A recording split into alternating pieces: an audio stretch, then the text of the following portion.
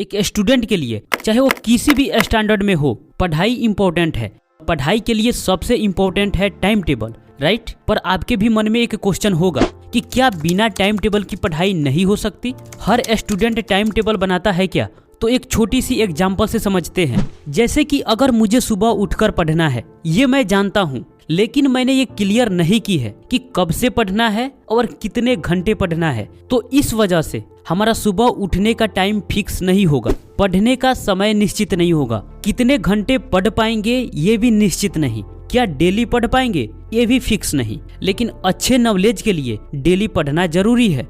School college time पर जाते हो, कोचिंग भी टाइम पर जाते हो, ट्रेन टाइम पर आती है, बस टाइम पर आती है, फ्लाइट भी टाइम पर टेक ऑफ करती है, सुबह होने का समय भी निश्चित है। प्रकृति में हर एक घटना टाइम पर घटित होता है। अगर टाइम बाउंड ना हो तो हर चीज छिन-भिन हो सकती है। तो इसलिए पढ़ाई के लिए भी एक टाइम टेबल इम्पोर्टेंट हो जाता है। तो देखो 4 टाइप के स्टूडेंट होते हैं। एक तो वो जो सिर्फ स्कूल कॉलेज जाते हैं और नाम के पढ़ते हैं, एक थोड़ा बहुत पढ़ते हैं जो होमवर्क कंप्लीट कर लेते हैं, एक वो होता है जो इन दोनों से ऊपर होता है जिसको बी टाइप स्टूडेंट बोलते हैं। ये टॉप लेवल की पढ़ाई नहीं करते और ना ही लो लेवल की पढ़ाई करते हैं, ये टॉपर और लोअर के बीच में रहते हैं। तो इन तीनों कैटेगरी के जो स्टूडेंट हैं वो टाइम टेबल नहीं बनाते, अगर बनाते भी हैं तो कुछ दिन के लिए, और कभी फॉलो होता है और कभी नहीं होता। लेकिन जो टॉपर लेवल के स्टूडेंट हैं वो एक टाइम टेबल बनाते हैं, तभी तो इनका एग्जाम से पहले सिलेबस कंप्लीट हो जाता है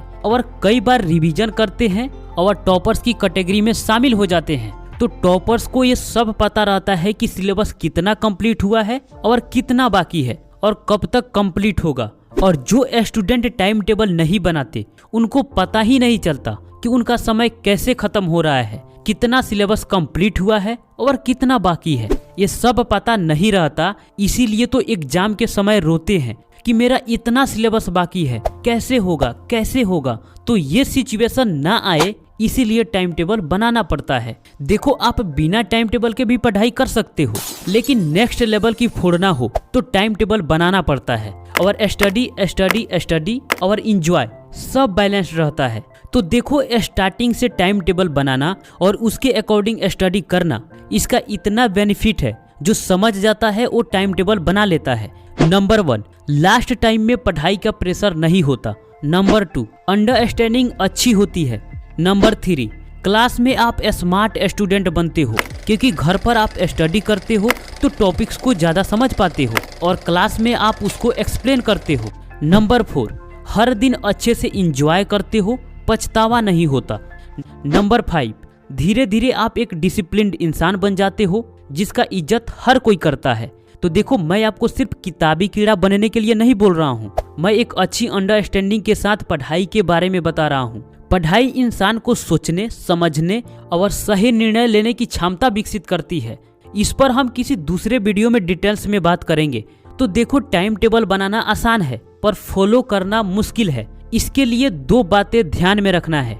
नंबर 1, किसी चीज का एडिक्शन ना हो। सोशल मीडिया का हो सकता है, गेम का हो सकता है, लेजीनेस का हो सकता है, प्रोक्रास्टिनेशन का हो सकता है, कंफर्ट जोन का हो सकता है, पॉर्न का हो सकता है, मास्टरबेशन का हो सकता है।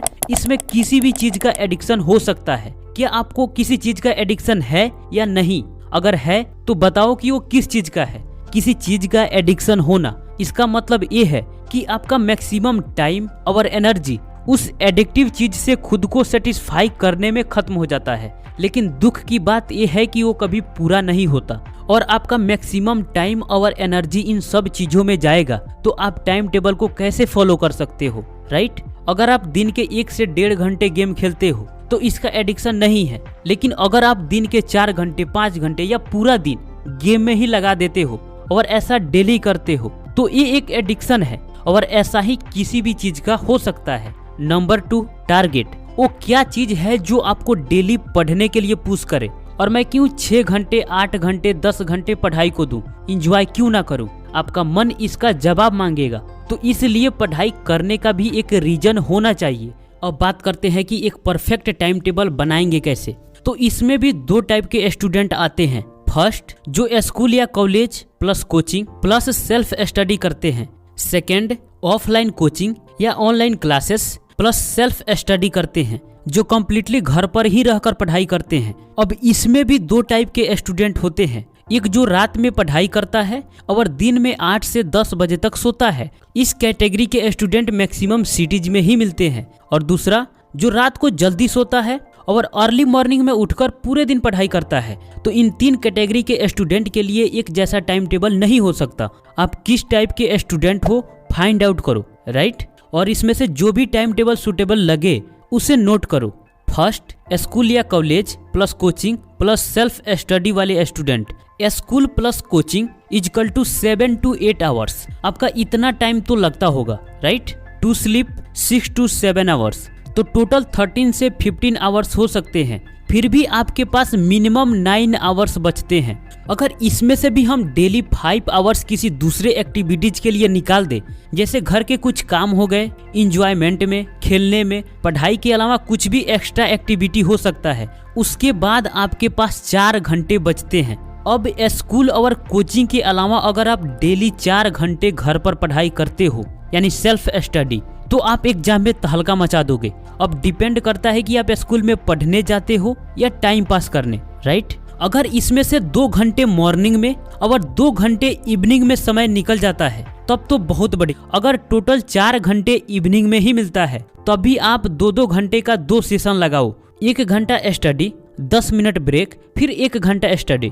या ऐसे भी कर सकते हो, जो सब्जेक्ट हार्ड है उसके लिए 1 घंटा 10 मिनट रखो और जो सब्जेक्ट इजी है उसके लिए 40 मिनट। हार्ड सब्जेक्ट के लिए 35 मिनट स्टडी, 5 मिनट ब्रेक, फिर 35 मिनट स्टडी, फिर 10 मिनट का लॉन्ग ब्रेक, उसके बाद 40 मिनट इजी सब्जेक्ट। इस तरह आपका एक सेशन कंप्लीट हो जाता है।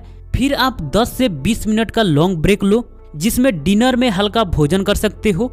इसमें 40-40 मिनट का 3 इजी सब्जेक्ट रख सकते हो। ये एक बहुत इजी प्लान हो सकता है। आप अपने हिसाब से भी सब्जेक्ट्स के लिए टाइम डिवाइड कर सकते हो।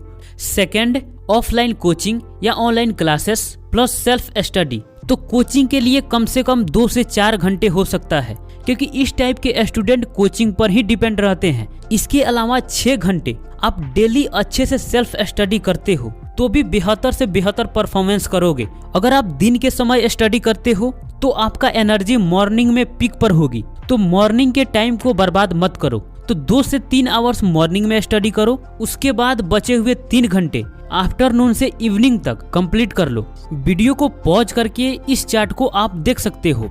तो नोट करो कि आपको लगातार 2 घंटे या 3 घंटे नहीं पढ़ना है। सब्जेक्ट वाइज 40 से 50 मिनट का स्टडी, फिर 5 से 10 मिनट का ब्रेक, फिर 40 से 50 मिनट स्टडी।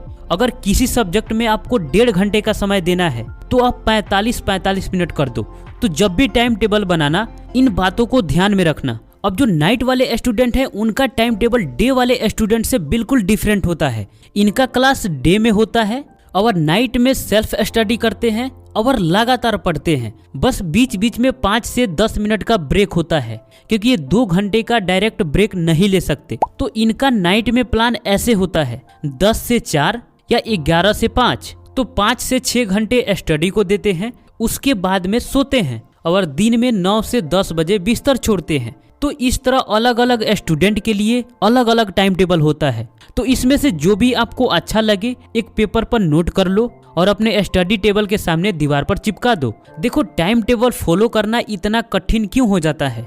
अभी आपको लग रहा होगा कि मैं भी कर सकता हूँ, क्योंकि इसमें बताई गई बेनिफिट को आप जानकर मोटिवेट हो गए हो। लेकिन कल या परसों ये सब बातें भूल गए रहोगे। तो एक बार बेनिफिट को भी लिख लो और टाइम टेबल भी नोट कर लो। उसके बाद अगर आपको सेल्फ स्टडी के लिए 4 घंटे देना है तो आप स्टार्टिंग 2 घंटे से करो। अगर आपको 6 घंटे सेल्फ स्टडी के लिए देना है तो आप स्टार्टिंग 3 घंटे से करो। 2 से 3 सप्ताह तक उसका 50% रखो। जब डेली बेसिस पर इसको कंप्लीट करने लग जाओ उसके बाद अपना टाइम टेबल 100% कर देना। तो किसी भी चीज का हैबिट इसी तरह डेवलप किया जाता है। स्टार्टिंग में छोटा, धीरे धीरे उसमें टाइम या नंबर ऐड करते जाओ, इजीली हैबिट डेवलप कर लोगे। तो दोस्त, ये रहा अलग अलग स्टूडेंट के लिए अलग अलग टाइम टेबल। आपको कैसा लगा कमेंट बॉक्स में जरूर बताना। मिलते हैं आपसे फिर अगले वीडियो में, तब तक के लिए आपका धन्यवाद।